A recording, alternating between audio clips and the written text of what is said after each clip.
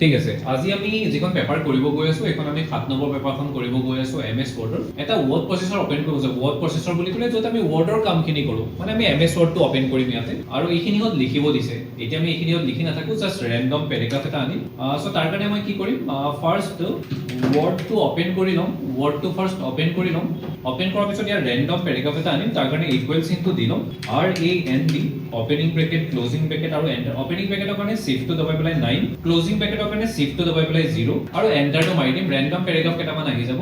এটা পেৰাগ্ৰাফ ৰাখি বাকি গোটেই কেইটা পেৰাগ্ৰাফ কাটি দিম। এটা পেৰাগ্ৰাফ ৰাখি বাকি গোটেই কেইটা পেৰাগ্ৰাফ কাটি দিম। কাটিবৰ কাৰণে সিলেক্ট কৰি লম আৰু বেক স্পেচটো দবাই দিলেই হ'ব, কাটা যাব। সকলোৱে জাস্ট এটা কাম কৰক, পেৰাগ্ৰাফটোৰ একদম আগত এবাৰ ক্লিক কৰক আৰু এন্টাৰটো দবাই পেৰাগ্ৰাফটোক অকমান তললৈ লৈ আহক। জাস্ট মই ইয়াতে ক্লিক এটা কৰিম আৰু এন্টাৰটো দবাই পেৰাগ্ৰাফটোক অকমান তললৈ লৈ আহিম। বেছি নালাগে, দুবাৰ তিনিবাৰ মান তললৈ আনিলেই হ'ব। প্ৰথম কোৱেশ্চনখন চাই লওঁ। এটা ইকুৱেশ্যনো বনাব লাগিব। ইকুৱেশ্যনটো বাৰু একদম লাষ্টত বনাম। কি কৰিব দিছে, এটা ড্ৰপ কেপ লগাব দিছে ফাৰ্ষ্ট লেটাৰ। সকলোৱে পেৰাগ্ৰাফটো সিলেক্ট কৰকচোন। 1 2 3 পেৰাগ্ৰাফটোৰ মাজত তিনিবাৰ ক্লিক কৰিলে গোটেই পেৰাগ্ৰাফটো সিলেক্ট হৈ যাব। যদি গোটেই পেৰাগ্ৰাফটো সিলেক্ট হ'ল, সকলোৱে ইনচাৰ্টত ক্লিক এটা কৰক। সকলোৱে ইনচাৰ্টত ক্লিক এটা কৰিম। যদি আমি ইনচাৰ্টত ক্লিক এটা কৰিলো, এতিয়া ইয়াতে চাওক এইটো ড্ৰপ কেপ হয়, মানে এটা আখৰ ডাঙৰকে আহে, এইটো ড্ৰপ কেপ বুলি কোৱা হয়। ইয়াতে ক্লিক এটা কৰক সকলোৱে। তাৰ পৰা মাজৰ অপচনটোত ক্লিক কৰি দিলেই হ'ব। মাজৰ অপচনটোত ড্ৰপ বুলি কোৱা হয়, তাতে ক্লিক এটা কৰি লও। এনেকুৱা কৰিলে হয় কি, প্ৰথম আখৰটো ডাঙৰকে আহে। আমাৰ ফাৰ্ষ্ট কোৱেশ্চনটো হৈ গ'ল। এতিয়া সেকেন্ড কোৱেশ্চনটো কৰিব গৈ আছো। ইটালিক কৰিব লাগে লাষ্ট সেন্টেন্স। আচ্ছা, এটা সেন্টেন্স কেনেকৈ সিলেক্ট কৰিব লাগে সকলোৱে জানোনে? যদি আমি লাষ্ট সেন্টেন্সটো সিলেক্ট কৰিব লাগে, লাষ্ট সেন্টেন্সটোৰ অকনমান দূৰত এবাৰ ক্লিক কৰিম। অকনমান দূৰত, ওচৰত নহয়। লাষ্ট সেন্টেন্সটোৰ অকনমান দূৰত এবাৰ ক্লিক কৰিম। এবাৰ ক্লিক কৰি গোটেই সেন্টেন্সটো সিলেক্ট হৈ যাব। সিলেক্ট হ'লনে? এতিয়া কন্ট্ৰল টু কিবোৰ্ডৰ একদম চুকৰ ফালে তলত থাকে। কন্ট্ৰল টু দবাই পেলাই আই দবাম, তাকে ইটালিক বুলি কোৱা হয়। আখৰটো চাওকচোন অকনমান বেকা হৈ যাব। কন্ট্ৰল আই দবাম, আই মানে হ'ল ইটালিক। এতিয়া নেক্সট কোৱেশ্চনটো চাওঁ এবাৰ। Next, insert a suitable heading of the document. ডকুমেন্টটো পঢ়ি পেলাই এটা হেডিং এটা লগাব দিম। আজিকালি নিজে পঢ়ি ভাবি পেলাই, যেনেকে ধৰি লওক কণ্টকৰামৰ কাহিনী এটা আছে, কণ্টকৰামে মানুহক হেল্প কৰে, তাৰ হেডিংটো কি হ'ব বাৰু? কণ্টকৰামৰ কাহিনী বুলি এটা হেডিং দিব পাৰে, বা ষ্টৰি অফ কণ্টকৰাম, বা মানে নিজে ভাবি পেলাই এটা হেডিং দিব লাগিব। যেনেকে এই পেৰাগ্ৰাফটো পঢ়ি পেলাই আমি কি হেডিং দিব পাৰো বাৰু? Reading is easier to in the new reading view, মানে নতুনকে ৰিডিং ভিউ এটা আহিছে য'ত পঢ়িবৰ কাৰণে ইজি হয়। মানে তো আমি হেডিংটো কি বুলি দিব পাৰো? বেনিফিট অফ ৰিডিং ভিউ, মানে ৰিডিং ভিউ বেনিফিট, মানে নিজৰ ফালৰ পৰা দিব লাগিব হেডিংটো। নিজে ভাবি পেলাই এটা হেডিং দিব। বৰ্তমান সকলোৱে লিখকচোন, একদম ওপৰত ক্লিক কৰিব, য'ত মই দাগ মাৰিছো ইয়াতে ক্লিক এটা কৰিব। ক্লিক এটা কৰি লিখিবচোন বেনিফিট অফ ৰিডিং ভিউ বুলি। হেডিংটো ক'লে ওপৰত লিখিম হা। এইখিনি জেগাত ক্লিক কৰি হ'ব, নহলে এইখিনি, নহলে এইখিনি এবাৰ ক্লিক কৰিব, নহলে এইখিনি জেগাত ক্লিক কৰিব। এতিয়া সকলোৱে ধ্যান দিয়ক এবাৰ। ওকে, এতিয়া কৰিব কি দিছে বাৰু? আমাক কি কৰিব দিছে এবাৰ চাওক। যদি আমি হেডিংটো লিখিলো ডকুমেন্টটোত, তেতিয়াহ'লে আমাক চেন্টাৰ এলাইন কৰিব দিছে আৰু আন্ডাৰলাইন। চেন্টাৰ এলাইন কৰিবৰ কাৰণে, আচ্ছা সকলোৱে মোক এটা কথা কওক, লেফট এলাইন কৰিবৰ কাৰণে আমি কন্ট্ৰল এল দবাম, ৰাইট এলাইন কৰিবৰ কাৰণে কন্ট্ৰল আৰ দবাম, চেন্টাৰ এলাইন কৰিবৰ কাৰণে কি দবাব লাগে বাৰু? কন্ট্ৰল ই। এক সেকেন্ড, এতিয়াই নদবাব। প্ৰথম লাইনটো সিলেক্ট কৰকচোন। লাইনটোৰ অকনমান দূৰত এবাৰ ক্লিক কৰক, লাইনটো সিলেক্ট হৈ যাব। এতিয়া কন্ট্ৰল ই দবাবচোন। এতিয়া মই আন্ডাৰলাইন লগাব লাগে। আন্ডাৰলাইন লগাবৰ কাৰণে কন্ট্ৰল ইউ দবাম। নহলে আমি আৰু এটা কাম কৰিব পাৰিলো হয়, এইটো ইউটোত ক্লিক কৰি দিলেও আন্ডাৰলাইন হৈ যায়। আৰু যেনেকে চেন্টাৰত নিবৰ কাৰণে কন্ট্ৰল ই দবাইছিলো, এই তিনিটাৰ ভিতৰত এইটো লেফট, এইটো ৰাইট, এইটো চেন্টাৰ, তেনেকুৱাও কৰিব পাৰো, কিন্তু শৰ্টকাট বিলাক জানা থাকিলে বেছি ভাল। ওকে, হৈ গৈছে নে বাৰু ইমানখিনিলৈ সকলোৰে? বঢ়িয়া। এতিয়া কুৱেশ্চন নম্বৰ 4 টো চাওক। ইনচাৰ্ট এ হেডাৰ। এটা আমাক কি ইনচাৰ্ট কৰিব দিছে? হেডাৰ ইনচাৰ্ট কৰিব দিছে, য'ত আমাক নেম আৰু ফোন নাম্বাৰটো লিখিব দিছে। হেডাৰ এটা ইনচাৰ্ট কৰিবৰ কাৰণে সকলোৱে ইনচাৰ্টত ক্লিক এটা কৰকচোন।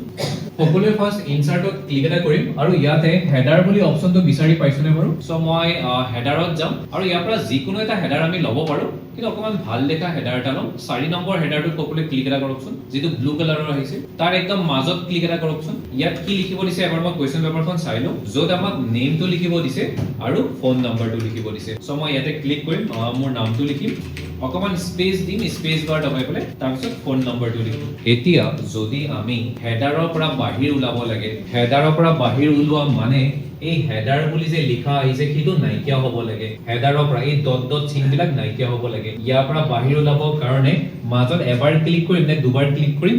দুবাৰ। স্পিডত দুবাৰ ক্লিক কৰিম। হেডাৰ পৰা ওলাই আহিম। হেডাৰ বুলি যে লিখা হৈ আছে সেইটো নাইকিয়া হৈ যাব। হৈ গৈছে। কেইটা কুৱেশ্চন হৈ গ'ল এতিয়ালৈকে? আমাৰ 4টা হৈ গ'ল। 5 নম্বৰ কুৱেশ্চন।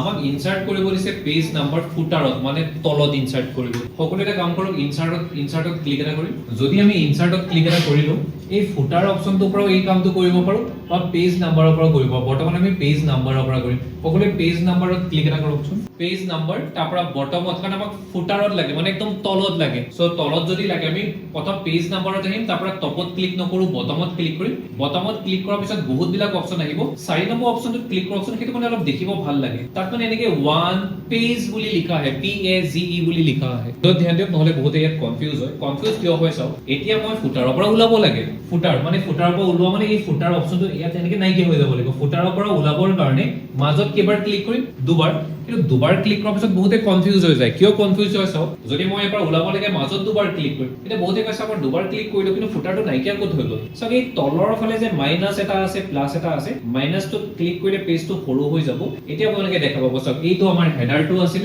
আৰু এইটো আমাৰ ফুটাৰটো একদম লাষ্টৰ ফালে জানো দেখা পাইছে নে নাই ধৰিব পাৰিছে নে বাৰু ঠিক আছে সো এতিয়া আমাৰ ওপৰৰ ফালে হেডাৰটো আহি গ'ল আৰু তলৰ ফালে ফুটাৰত আমাৰ পেজ নাম্বাৰটো আহিল ঠিক আছে এতিয়া মই আকৌ অকমান জুম কৰি দিও প্লাছত ক্লিক এটা কৰিবলৈ এতিয়া সকলো এটা কাম কৰকচোন আচ্ছা আমাৰ ইয়াতে এটা প্ৰিন্ট আউট কৰিব দিছে প্ৰিন্ট আউট কৰাটো এতিয়া নকৰো কেতিয়া কম মই কৈ আছো টোটেল আমি ইয়াতে 18 খন পেপাৰ কৰিম 7 নম্বৰৰ পেপাৰখন চলি আছে এই 18 নম্বৰ পেপাৰখন যেতিয়াই শেষ হ'ব তাৰ পিছত দুটা ক্লাছ ৰাখিম খালি প্ৰিন্ট আউটৰ ওপৰতে কেনেকৈ আমি প্ৰিন্ট আউট উলিয়াব পাৰিম black and white print out colour print out black and white Xerox colour Xerox okay কাৰণ বহুত দীঘল লাগিব কাৰণ প্ৰতিজনকে মাতি ইয়ালৈ মাতি দেখুৱাব লাগিব ইয়ালৈ আহিব black and white print out colour print out black and white Xerox colour Xerox এই কুৱেশ্যনটো মই এখন পেপাৰটো কৰা নাই প্ৰতিখন পেপাৰতে আছে কিন্তু এইটো অপচন এখন পেপাৰটো কৰা নাই এইখন 18 নম্বৰ পেপাৰৰ লাষ্টৰ দুদিন খালি প্ৰিন্ট আউটৰ ওপৰতে ৰাখিম কাৰণ তেতিয়া আপোনালোকে ইয়ালৈ আহিব লাগিব উঠি আহি ইয়াত কৰি পেলাই দেখুৱাব লাগে ওকে এতিয়া আজি আমি জাস্ট লাস্ট কামটো কৰিম আমাৰ আৰু কোনটো কাম বাকি আছে বাৰু এটা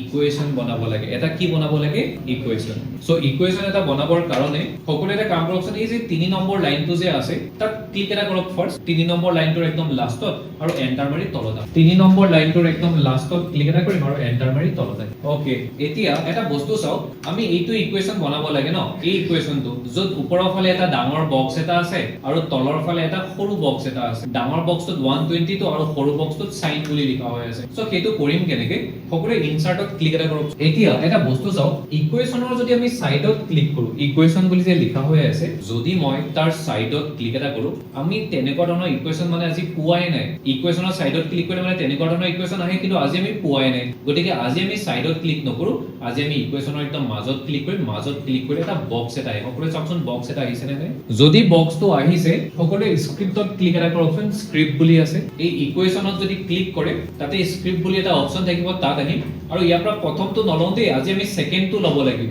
সেকেন্ডটো ল'লে আমাৰ দুটা বক্স আহে আচ্ছা পেজটো অলপ জুম কৰি লওকচোন সকলোৱে পেজটো জুম কৰি 250% কৰি লওকচোন 250% এই প্লাছত দবাই জুম কৰক 250% কৰি লওকচোন 250% নহলে 300% কৰকচোন কাৰণ ইকুৱেচন বনালে পেজটো সদায় জুম হৈ থাকিব লাগে তেতিয়াহে কৰাত সুবিধা হয় এই প্লাসটো দবাই পেলাই 300% কৰি লওকচোন সকলো এতিয়া যদি আপোনালোকৰ এনেকুৱা দুটা বক্স আহিছে ওপৰৰ বক্সটোত কি লিখিব লাগিব 122 তলৰ বক্সটোত সাইন বুলি ওপৰৰ বক্সটোত ক্লিক এটা কৰিম 122 বুলি লিখিম তলৰ বক্সটোত ক্লিক এটা কৰিম আৰু সাইন বুলি লিখিম লিখকচোন সকলো চাওক যদি মই ইকুৱেল চিনটো দিও ইকুৱেল চিনটো মাজত আহিছে নে তলৰ ফালে আহিছে ইকুৱেল চিনটো তলৰ ফালে আহিছে কিন্তু ইয়াত যদি চাও ইকুৱেল চিনটো তলৰ ফালে আছে নে মাজত আছে মাজত তো সেই কামটো কেনেকৈ কৰিম চাওক আপোনালোকৰ কিবোৰ্ডত একদম তলৰ ফালে কিবোৰ্ডৰ একদম তলৰ ফালে এনেকুৱা কি কেইটামান আছে কিবোৰ্ডৰ একদম তলৰ ফালে আছে বাও ফালে আছে সৰি ফু ফালে একদম তলৰ ফালে এই কিটো ক্লিক এটা কৰকচোন এবাৰ ক্লিক কৰক এতিয়া ইকুৱেল চিনটো দিয়কচোন এতিয়া ইকুৱেল চিনটো মাজত আহিব চাওকচোন সকলো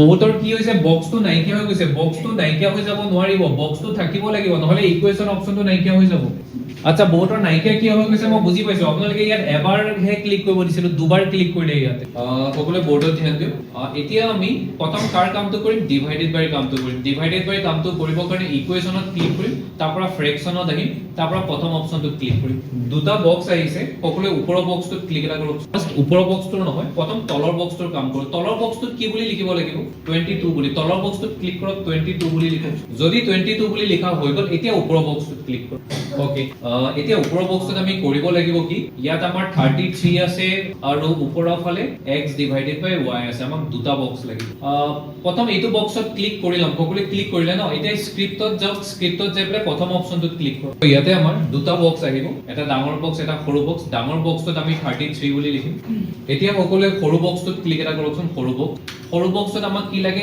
x ডিভাইডেড বাই y লাগে, ডিভাইডেড বাই লাগে। যদি সকলোৱে সৰু বক্সটোত ক্লিক কৰিলে ফ্ৰেকশনত ক্লিক কৰক, ফ্ৰেকশনত ক্লিক কৰি পেলাই প্ৰথম অপচনটোতে ক্লিক কৰক। সকলোৱে ওপৰৰ বক্সটোত ক্লিক এটা কৰকচোন, ওপৰৰ বক্সটোত আমাক কি লাগে x লাগে, তলৰ বক্সটোত y।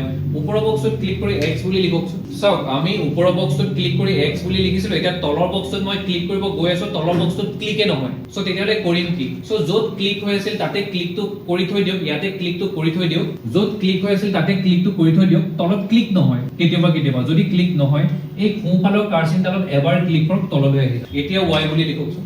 তাৰ পিছৰখিনিও বহুত কনফিউজন আছে, সকলোৱে বৰ্ডত চাই লওক। ইয়াত যে আমি ইকুৱেল চিনটো দিব লাগে, ইকুৱেল চিনটো সব ক'ত দিব লাগে 33 আৰু 44 ৰ মাজত। সো মই যদি ইয়াত ইকুৱেল চিনটো দি দিওঁ, হৈছে জানো? সো এইটোত মই এবাৰ ক্লিক কৰিম, হা এবাৰ, কিন্তু তথাপিও নহব। চাওকচোন এইটোত যদি এই কাৰ্চিনডালত যদি মই এবাৰ ক্লিক কৰো, এতিয়া যদি প্লাস চিনটো দিছো, এতিয়াও হৈছে নে? নাই হোৱা। সো এই প্লাস চিনটোত মই এবাৰ ক্লিক কৰিলো, মই আৰু এবাৰ ক্লিক কৰি দিম। এতিয়া প্লাস চিনটো দিছো, এতিয়া হৈছে নে বাৰু? এতিয়া হৈছে। তো ইয়াত দুবাৰ ক্লিক কৰিব লাগিব। ওকে, এতিয়া সকলোৱে আকৌ এবাৰ বৰ্ডত ধ্যান দিয়ক। ইয়াত দুটা বক্স আনিব লাগিব, এটা বক্সত 44 বুলি লিখিব লাগিব আৰু এটা বক্সত a ডিভাইডেড বাই b আছে। কেইটা বক্স আনিব লাগিব? দুটা। সো তাৰ কাৰণে মই স্ক্ৰিপ্টত যাম, স্ক্ৰিপ্টৰ প্ৰথম অপচনটোত ক্লিক কৰিম। চাওকচোন দুটা বক্স আহিছে নে নাই। যদি দুটা বক্স আহিছে, যেটো ডাঙৰ বক্স আছে তাত ক্লিক কৰিম, 44 বুলি লিখিম আৰু সৰু বক্সটোত ক্লিক কৰকচোন। সকলোৱে সৰু বক্সটোত ক্লিক কৰি ললি। সৰু বক্সটোত আমাক কি লাগে মই এবাৰ চাই লওঁ, a ডিভাইডেড বাই b লাগে, মানে ডিভাইডেড বাই লাগে। সো যদি সকলোৱে সৰু বক্সটোত ক্লিক কৰিলে, এতিয়া ফ্ৰেকশনত যাওক আৰু তাৰ পৰা প্ৰথম অপচনটোত ক্লিক কৰকচোন সকলোৱে। এতিয়া যে দুটা বক্স আহিছে, ওপৰৰ বক্সটোত আমাক কি লাগিব মই এবাৰ চাই লওঁ, a ডিভাইডেড বাই b আছে। সো ওপৰৰ বক্সটোত ক্লিক কৰি a বুলি লিখিম। তলৰ বক্সটোত ক্লিক নহব, হা তলৰ বক্সটোত কেতিয়াবা ক্লিক নহয়।